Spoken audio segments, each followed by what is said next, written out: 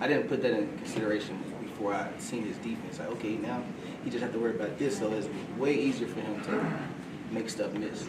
Last question for me. In terms of the emotion, we saw what happened yesterday. Tyron said it's cool. But do you still think that you might have to kind of check that emotion, being in this corner on Sunday night? Yeah, I'm one of those more safe than sorry kind of trainers, a person, period, in life.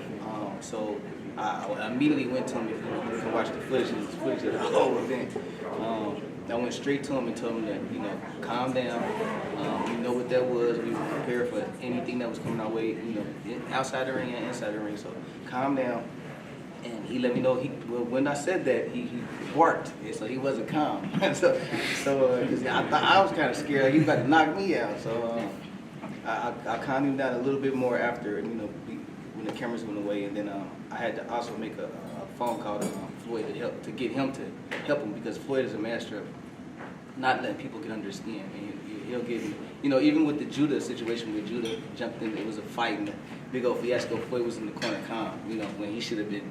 Well, most people would have been in there fighting along with everybody else. So I knew Floyd could help me in that situation, and he did. So, but we're still gonna remind them, because that energy is still there, and when you see somebody, you might get triggered, just anybody with that color orange on might trigger my mama, so we're gonna stay on top of it and make sure he's straight. That's funny though, because Jake got under Floyd's skin by taking his hat. Exactly.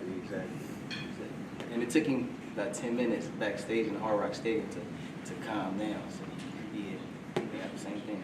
Habits are hard to break. Is there any concern with Tyron heading back to his MMA ways during the fights, or has he done that in sparring at all?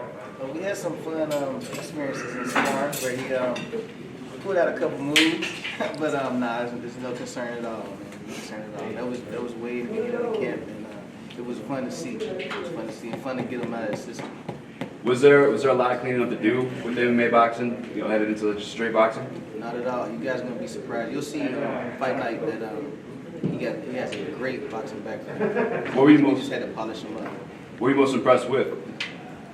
Power, defense, awesome defense. What do you see from Jake that may concern you, that you like out of his camp, what he's doing? Nothing concerns me, but I like Jake as a fighter. I like that he entered our realm, and because there wouldn't be a Woodley Paul fight if he wasn't, if he didn't start boxing. So I like Jake even before this all this came about. I was a Jake fan, so but I went against other fighters that I was winning as well and beat him. So nothing at all. So it's safe to say Jake Paul is actually kind of good for boxing, or? Yeah, I think he's great for boxing. He's bringing more money, more people, more pay-per-view buys, which is going to turn more people into more money, and just more eyes to the sport. People say boxing is dead.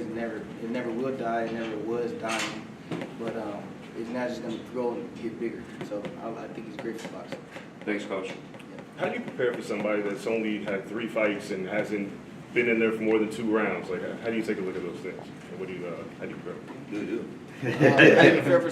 Say one more time. How do you prepare for somebody who's only had 3 fights, has only been in the ring for no more than 2 rounds total, maybe about 5 minutes in the ring? So how do you prepare for that? As you would for somebody who's been in 1,000 rounds and won 12 world titles and 12 divisions. Your best. Prepare them your best. You give them different looks. You have them spar people who have very little background in boxing. You have them spar people who have a whole bunch of experience, amateur and pro. So that you're ready. You cover it all. You're ready for whatever comes your way. What do you think about it? Jake uses his jab very well. So one thing that a lot of MMA fighters have not necessarily been known for over the years, but Jake does. He uses his jab to create distance. You have figured out ways to work around that? Oh yeah, that's for me. I kind of like fought like Floyd, and he takes away his opponent's jab first round, or not first, second round, and to the point to where they don't even use it. And if you pay attention to Floyd fights, the fighters who gave him the most trouble aren't jabbers, so that's because he takes it away. In terms of Woodley, you talked about his defense. Why did that surprise you so much? Is it because MMA fighters aren't necessarily known for defense when it comes to boxing? Yeah, but they're, if you watch their fights, they're defending a whole lot of stuff, So now he has to just defend upper body. So I didn't put that in consideration before I seen his defense. Like, okay, now he just have to worry about this, so it's way easier for him to make stuff miss. Let me ask you, muscle memory, because Tyron's been training MMA for so long. When he first got into camp, were there any issues where he might react different as an MMA fighter in terms of getting hit and wanting to immediately shoot for a takedown or things like that? So you had to break those habits early on in camp. I think they asked that question earlier. There was a couple moments way early in camp. I think it's just having fun, and it was nothing too hard or nothing like that. But that's just from being a fighter. Even if you was a street fighter, sometimes you'll have some old stuff, habits that you do that you bring into the ring that maybe you shouldn't. So but it was no concern at all. It was easy. Now, I think that was credit to Coach Eric Brown. He laid a solid foundation for Tyron. They started working in 2008, and they worked recently too in some of his last fights. So I think he got most of those out of the way. Jake had kind of joked about, Floyd was only there for a little bit of time and he knew why. But what did Tyron get from Floyd out of those short time he was with him? He laid a great foundation for what he knows will get a victory versus Jake.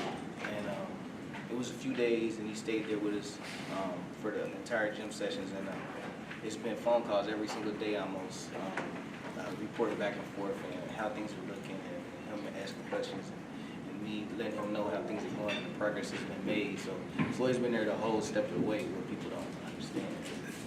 Last one for me again is boxing is a game of adjustments. And usually the winner is the one who, it's not necessarily the corner, but you have to figure things out. And Tyron's always seemed like a cerebral fighter who figures things out. Have you been seeing that in the sparring sessions, how he kind of makes adjustments to who he's facing?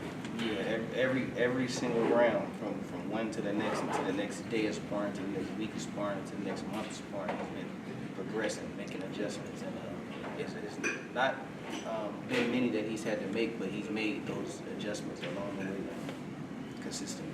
You think he's going to have to make a lot of adjustments on Sunday? Not at all. Maybe just one round work.